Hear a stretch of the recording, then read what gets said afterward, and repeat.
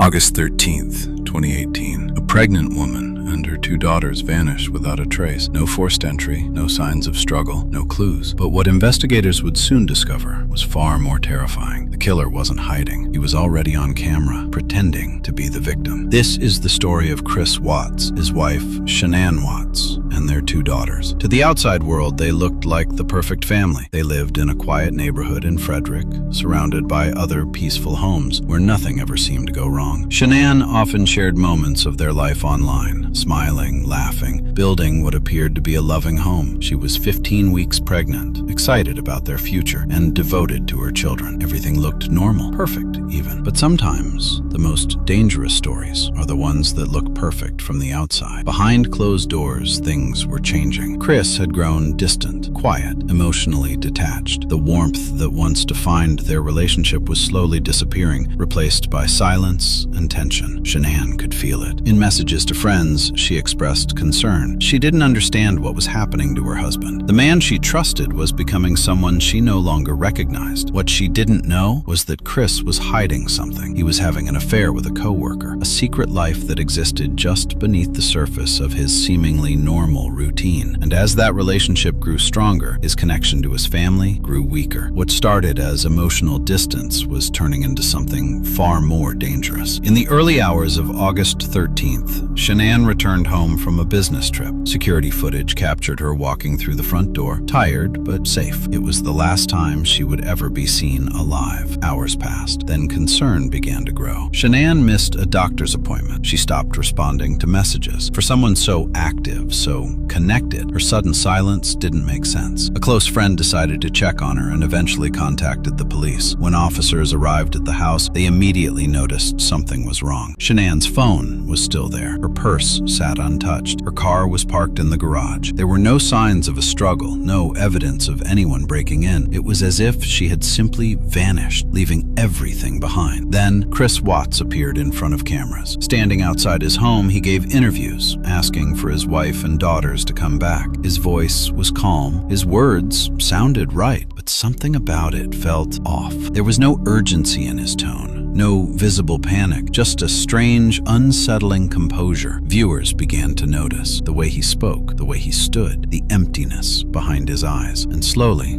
suspicion began to build. Investigators turned their attention to Chris. Inside the home, nothing pointed to an outside intruder, which meant whoever was responsible was someone Shanann knew, someone she trusted. Then came the surveillance footage from a neighbor. It showed Chris in the early morning hours backing his truck into the driveway. He made multiple trips, loading items into the vehicle. When police reviewed the footage with him, his behavior changed. He became restless, nervous, unable to stay still. His words didn't match his body language, and in that moment, investigators knew they were getting closer to the truth. Under increasing pressure, Chris agreed to take a polygraph test. He failed. What followed was hours of questioning, the tension building, the walls closing in, until finally he broke. At first, he tried to shift the blame. He claimed that Shanann had harmed their children and that he reacted in a moment of rage, but the story didn't hold. The evidence didn't match, and investigators kept pushing. Then the truth came out. Chris Watts confessed. He admitted that in the early hours of that morning, he had murdered his pregnant wife. Then he placed her body in his truck. But what came next was even more disturbing. He drove his two daughters, still alive, to a remote oil site. During that drive, they were unaware of what had just happened, unaware of what was about